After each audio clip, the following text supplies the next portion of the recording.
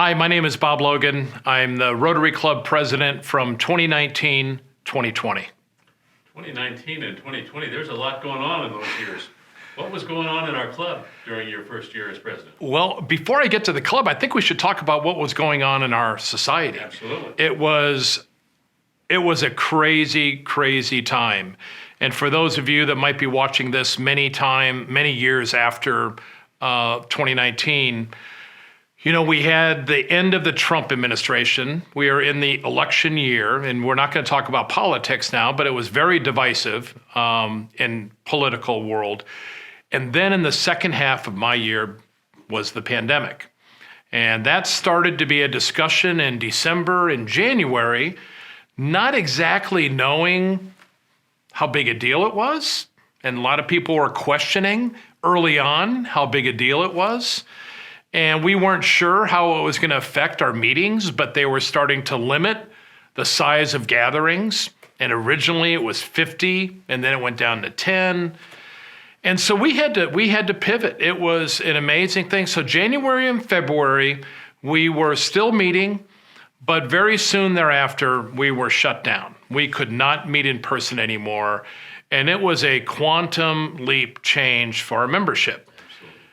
And literally in about I'd say a 7 to 10 day period, we had to figure out what the heck we were going to do. And luckily, we're fortunate that we have a member, Rick Rose, in our club who owns a film studio, Film Creations. And we were going to discuss doing Zoom meetings, and we had lots of different ideas. And Rick kind of convinced us, why don't we come into the studio and film our meetings just like we would have a regular meeting, but they would be segments in basically a video that we would then post on YouTube. And that's a second story, to be honest with you, because we had to create a YouTube channel. We never had done that before. So I kind of put this in the context of, and I've told this story many times, 2020 was the 40-year anniversary of the Miracle on Ice, us beating the Russians in hockey. And Herb Brooks, the coach of the hockey team, before they went on the ice to take on the Russians, his famous quote is, "Great moments are born from great opportunity." And as bad as this pandemic was that we experienced, it did create an opportunity for change.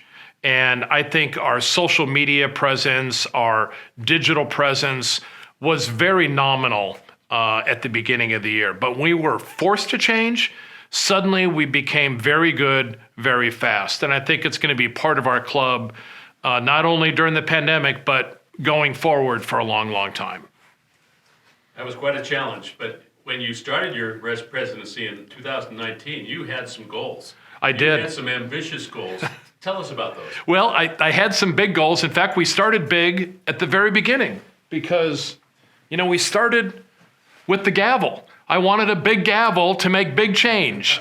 And while it was kind of funny that Dorina, our executive director, found this in the office, and I said, "Oh my gosh, this is my gavel. This is what we're going to use every meeting." And it was, meant to be a little bit tongue-in-cheek, of course, but it did want to deliver a message to the club that we can't be afraid of change. And we didn't make big change to the organization, but I had 4 very, very basic goals. We have all the typical Rotary goals that we have to submit to Rotary International, but I had 4 goals. Number 1, to have fun. Number 2, to be inspired. Number 3, make an impact. And number 4, connect to Rotary in a much bigger way than we have before.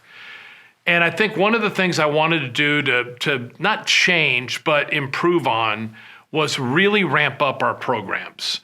And I asked Mark Irvin, who is now currently our president-elect in our centennial year coming up, and I asked him if he would help me do the programs. And we sat down, and we have a lot of friends in this community, and he came up with a great way to look at programs. We want to bring in a program that makes Tucson special. I thought, well, that's a pretty easy criteria because you can imagine many groups and organizations reach out to us to come speak at our club. And there are sometimes nonprofits, softly asking for help, or maybe some agencies that aren't maybe not the kind of program that members would want to hear. But when we had that bar set, are you someone that makes Tucson special? It really made it fun to bring in great speakers. So for instance, we had, let me think, Jay Dobbins, who I coached at the University of Arizona and became a DEA agent and was shot on his first day of work. And he has an amazing story about infiltrating the Hells Angels. Amazing story. Another program that is actually one of my favorite and one of the most heartfelt for me, I went through the entire year and I tried to identify dates that coincided with our Rotary meetings. And lo and behold, what happened on one of our Wednesdays was our 9/11 anniversary. So we reached out to the entire first responder community, and we had about 40 or 50 firefighters, police officers, security personnel, Air Force personnel, and we put white tablecloths on all of our tables, and we put a white drape at one seat at each table. And we brought them in behind a bagpiper playing, that typical bagpiper music. And they each would drop themselves off one at a time to sit with our membership. And ironically, I found a police officer from Marana. And back on 9/11, he was a firefighter in New York City. I remember that. That's right. And I went and had breakfast with him, and he was actually going back to New York City on this day to attend a funeral for some of the people he had lost. But he gave us his helmet that he wore on 9/11. And so we created some tables up in front. We played a video from him. And it was, I tell you what, for me, it was, there wasn't a dry eye in the house. It was very, very powerful. So, these programs, I wanted it to move the membership. I wanted them to remember, man, that was an amazing program. Maybe one other that we had the typical Mike Andrea and Adia Barnes from the University of Arizona and Dave Hickey. But we had Catherine Burns. We have a new member in our club that has an entertainment organization. And she came in at a meeting and had a concert singing Carole King songs, So anyway, I think if there's one thing people might remember are some of the programs that we had throughout the year. My reaction was they were always creative. They were Yeah. always innovative. One of my favorites was the Sabino Canyon fan Oh, ride.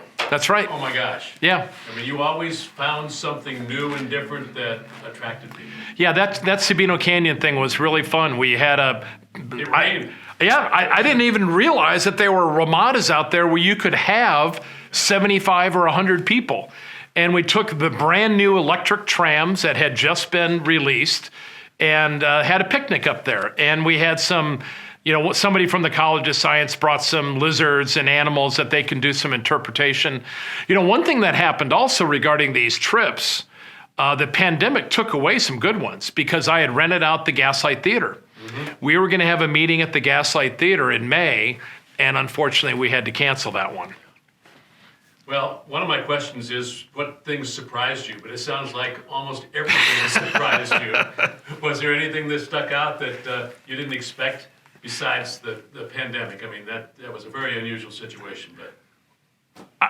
What I would say what surprised me more than anything was how little conflict I experienced as president. I just figured that with 250 members and so many different diverse opinions on how to do things, I was expecting a lot of chirping in the background saying, Bob, you should do this, or Bob, you should do that. Well, what's going on? Oh, okay. Yeah, they didn't tell me. But I'll tell you what, it really showed me how much the club loves the club. And there were not an experience where I can remember where somebody really came down on me on something I did or didn't do or something I didn't do well at the meeting. It was so supportive. I think the club members were in awe of the responsibility you had to keep it going. Right. During the pandemic. That was Right. Absolutely amazing. Well, one thing I did do that I think was a great change, and it may be something that goes forward. I didn't want to make big change. I wanted to have great programs, but that's not change. That's just improvement. But one change I made was moving the keynote speaker of our meetings to the beginning of the meeting. And I experienced this many, many times when I would introduce a speaker, and I'd be sitting on the dais with the speaker who doesn't know much about Rotary and what we do and all the things we do at a Rotary meeting. And I would prep him or her on how this was going to go. And invariably, we'd do all this Rotary stuff. And then you look at your watch, it's 1 o'clock or 1:05. And we would short shrift these amazing speakers. And I said, we're not doing that anymore. And I put the speaker up at about 12:10 or 12:15. And there were some that were concerned that members might get up and walk out after the program. Well, that didn't happen. No, I didn't. And luckily, Jennifer Hoffman, our president today, is continuing to put the program first. And I think it's a good thing. I think, they are a keynote speaker, and we should treat them like a keynote speaker. And putting them at the beginning was one big change that I think people appreciated. That's a great idea. So looking back on this year, can you point to something that you gained from that experience? I mean, you went through some unique things that nobody else has. But what would you say to that? I would say I gained a number of friends that I really didn't know that well. You go to a Rotary meeting the size of our club with roughly 140 to 160 on average at a meeting. And let's be honest, you sit at a table and you talk to the person on your left or your right over the lunch, but you can't really have meaningful conversations because the program starts. But when you're president, everybody wants to get a piece of your time, and you end up talking to a lot of people. So I really was able to meet and have relationships with a lot of very, very interesting people in the club, and I thought that was pretty cool. Did anything happen that was particularly great that you haven't mentioned already, or maybe an embarrassing thing? Did you ever? Well, one of those? One of the things I brought to the table, people that know me well and I do public speaking, I incorporate a lot of videos into my talks, and I incorporated videos into our meetings. Now, for years, the invocation, which used to be a prayer, and then that went away. We can't talk about God and religion. So the invocation became the inspiration. And invariably, people would get to the microphone and read this inspiration, which wasn't very inspirational, oftentimes, okay? So we put inspirational videos in there. And they could be Steve Hartman from CBS On the Road, great guy. But the very first meeting that I'm introducing some of these concepts, my first meeting where I'm talking to the club as the president, the entire video presentation went down. Right.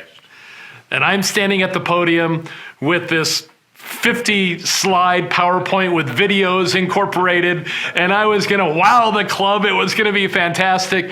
And there I am at the microphone. Okay, the next slide would have been this. Let me tell you what this slide was. 50 times. Yeah, 50 times. So, and actually what happened was we realized we had some really, really old technology. So we had to replace some of our projectors and some of the systems that we've had for a long time. So we had some growing pains on the technology that I brought to the table, but we figured it out by the time we got going. We ended up better than we were before. Yeah, exactly right. So what are you most proud of, Bob?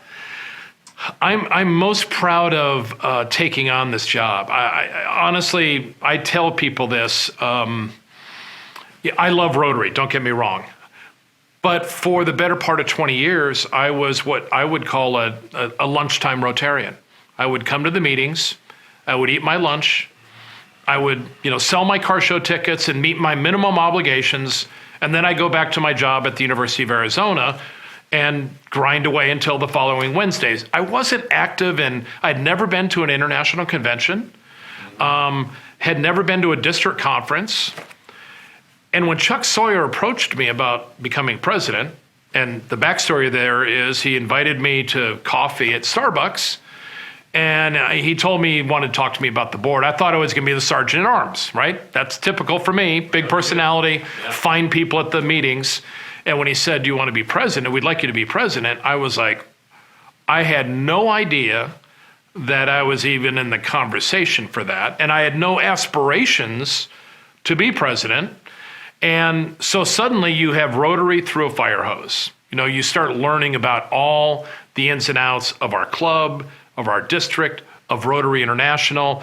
So what am I most proud of is taking on something that was really, really hard and very time consuming and keeping the balls up in the air during the pandemic. I'm really proud of what happened in the second half of the year. I'm just happy that I was able to get through it and have it be a solid year for everybody. People there, want to talk about this? Yeah, you know, it's funny. The pandemic was really a challenge for us. And we came over to Film Creations and I said, you know, everybody's on Zoom, but you know, we were very fortunate because we're one of the largest clubs in the world, and we actually had a small audience that would come to a few of our meetings. And Famous people? Famous people. Really? In fact, oh yeah, we had guys like this. We had Paul Harris, you know, the founder of Rotary, came and spent some time with us at a meeting. Unbelievable. And then the other couple of people that came were, you know, Bill Gates, who's provided all the funding to eliminate polio from the face of the earth. And he spent some time with us. And then local person who's unbelievably popular and unfortunately passed away during my year was the famous Lute Olson. So we had some pretty cool people come and spend some time virtually. And it's funny because we created these cutouts from Matt Blair, one of our members. And then suddenly when the Masters was canceled, Final Four was canceled, baseball was canceled, all these arenas started putting cutouts in their stands. So I guess they copied us. They must have. All right. Well, we're coming to the end of our time together. I'd like to have you look back one more time. And what advice would you give to somebody who was in your position a couple of years ago? I want you to be president. And that person comes to you and say, Bob, what should I do? What advice would you give an incoming president that was where you were 2 years ago? Well, I'll say exactly what happened to me. When I started calling around to some people who had been president, when I was considering it, they told me it'll be the best year of your life and it'll be the hardest year of your life, which is true on both counts. But one of the things that I try to tell them is that, you know, you're not a figurehead sitting on top of a throne doing it all by yourself. You have an amazing group of people that are supporting you. And the amount of support and conversations I had with past presidents throughout the year, if there was something I had to get an answer about, I could call any number of past presidents and say, hey, this is what's going on. You know, what do you think? And I would get some really good advice. And we had a couple of situations. You're one of them. I called near the end of my term. And so don't think that you're going into this thing all by yourself. You have a board that is off the charts in support, and you have a membership that's off the charts in wanting to help you succeed, and you have past presidents to help you every step along the way. So, you know, I've been involved in many boards and things like that, and I was very intimidated about taking this on. I really was. But after a while, you realize that, you know, if you're organized, you spend some time working with the board, working with other members, you can do this and you're going to be very satisfied. $100 fine there. It's this most expensive past president's video we've ever done. That's my son. What am I supposed to do? Bob, one of the things I remember most about your year is the initiative you had called Random Acts of Kindness. Tell us about that. Well, it's funny how that came about. I've been giving these talks on happiness over the last couple of years. And one of the things you find out in the scientific research about happiness is the importance of gratitude. And gratitude is something that when you do something for somebody else, while of course that person appreciates it, the person who really benefits is the giver, right? So there's a website called Random Acts of Kindness, and I started searching around on it, and I thought, wow, this could be a really cool project for the club. And I reached out to 20 members. I said, can you give me $100? And they all did. Every one of them said yes. And what we did is we took that $2,000 and we divided it up into envelopes and put $10 or $20 in an envelope with instructions. Take this $10 or $20 and do something good with it. Go to a homeless person, maybe pay for the Starbucks for the person behind you, or if you're at a movie theater, pay for the popcorn and the soda for the person behind you, and say, just trying to do something nice for somebody. And what happened was, it wasn't a project that we really recorded, but at meetings, we would have people report to us on what they did. And some of the stories that you heard were really, really powerful. And then suddenly, literally 30 days later, we were in the pandemic. So the random acts of kindness was something I'm really proud of, and I'd love to be able to see it happen on a more regular basis. But yeah, that was a project I really enjoyed.